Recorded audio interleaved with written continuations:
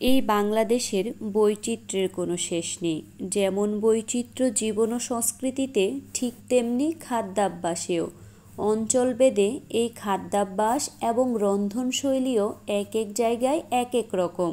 প্রিয় দর্শক, আলিপার মায়াকানন চেষ্টা করবে বাংলাদেশের বিভিন্ন অঞ্চলে ছড়িয়ে ছিটিয়ে থাকা গ্রাম্য সেসব রন্ধনশৈলী আপনাদের সামনে উপস্থাপন করার। তারই ধারাবাহিকতায় আজ আমরা আপনাদের তৈরি করে দেখাবো উত্তরবঙ্গের বিখ্যাত শীদল বা হিদল রেসিপি। চেষ্টা করব একেবারে সনাতন পদ্ধতিতেই রেসিপিটা আপনাদের সামনে তুলে ধরার। শুটকি এবং কচুর সংমিশ্রণে তৈরি হয় ঐতিহ্যবাহী এই শীদল। শীদল তৈরি করার জন্য নিয়ে নিচ্ছি পুঁটি শুটকি এবং শুটকিগুলো ভালোভাবে গুঁড়ো করে নিচ্ছি।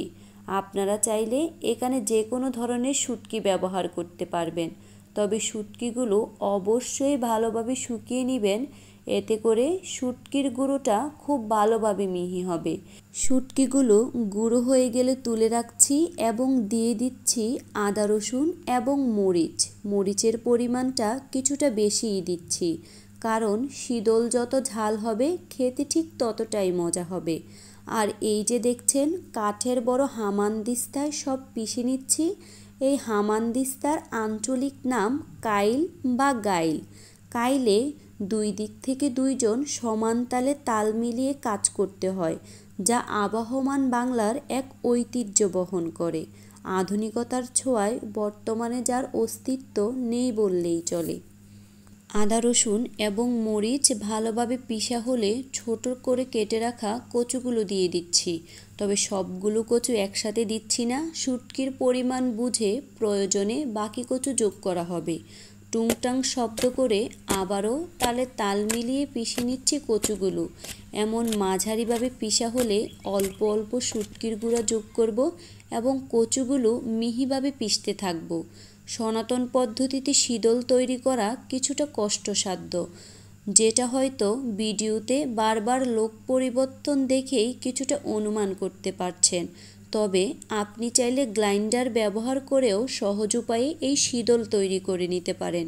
সবগুলো উপাদান ভালোভাবে বাটা হলে শেষ পর্যায়ে কিছুটা জিরা এবং ধনিয়ার গুঁড়া মিশিয়ে তুলে নিচ্ছি। এখন হাতে অল্প পরিমাণ মিশ্রণ নিয়ে হলুদ এবং সরিষার তেলে গড়িয়ে রোদে শুকানোর জন্য শীদলের শেপ দিয়ে নিচ্ছি। এই হলুদ দেওয়ার কারণে রোদে দেওয়ার পরে পিঁপড়ে বা কোনো প্রকার পোকায় আক্রমণ করবে না এবং এই শীদলটা অনেক দিন পর্যন্ত ভালো থাকবে। এই শীদল থেকে এত সুন্দর একটা সুঘ্রাণ বের হয়েছে, যেটা হয়তো আমার পাশে ঘোরা অতিথিকে দেখেই বুঝতে পারছেন। আর এই শীদলটি যদি আপনি কিছুদিন ভালোভাবে রোদে শুকিয়ে রাখেন, তাহলে চাইলে সারা বছরের জন্য সংগ্রহ করতে পারেন এবং বিভিন্ন ধরনের ভর্তা এবং তরকারির সাথে রান্না করে খেতে পারেন মজাদার এই শীদল। আশা করছি রেসিপিটি সবার কাছে ভালো লাগবে। আর রেসিপিটি যদি ভালো লাগে অবশ্যই আলিপার মায়াকাননের পাশে থাকবেন।